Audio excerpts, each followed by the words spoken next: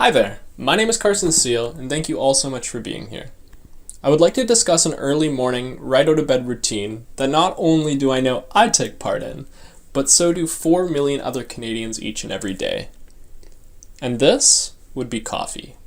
Over the past 100 years, the Western world, the rise of commercialized KitchenAid, the industrial golden age, and global consumerism, coffee has changed from a community-driven tool and structure to a quick mobile pickup at your local corner shop, Starbucks. Over the past 100 years, coffee has lost not only its facilitation of culture and community, but as well its value, more than 30% to be exact. Now, 30% over the span of several decades may not seem like a lot, but when whole families, communities, and countries strive off of the farming and distribution of coffee beans, the effect is much larger seen and felt. Now, although the price of raw green coffee beans have dropped by more than 30%, the price to purchase a single cup of coffee have increased by over 350%. That's more than even the rise in price of oil.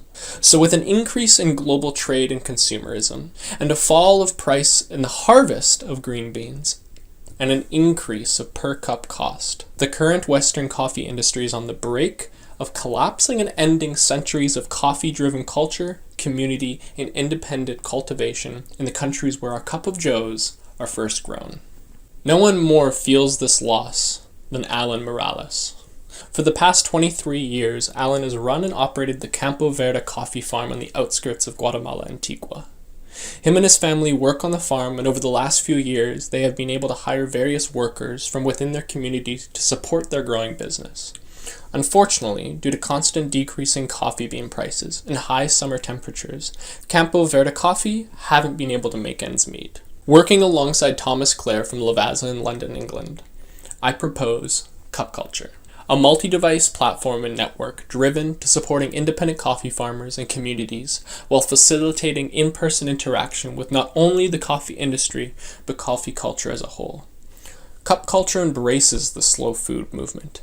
Empathy when consuming is key, and to be an informed consumer is the goal of progressive, localized economy. Cup Culture works with multiple stakeholders. Firstly, the farmers and farming communities themselves, working alongside organizations like the Coffee Trust and the Grounds for Help. Cup Culture, with the support of project backers, will allow coffee farmers to build the necessary infrastructure, hire an adequate amount of workers, and challenge the current global coffee monopolies, controlled by Starbucks, Nestle, and Costa. This support, over time and with a large enough outreach, will ensure that communities that were once driven by coffee can reobtain their independence and reestablish the traditions of coffee and its culture. Secondly, Cup Culture facilitates and encourages consumers to engage with their own coffee community by introducing them to local roasteries and vendors, as well as global suppliers and the coffee farmers themselves.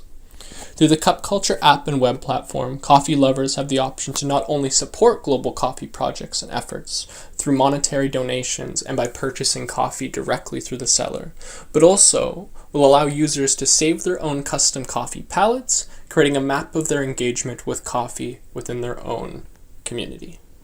Coffee begins with community, and with Cup Culture, a global realization of these traditions may be had.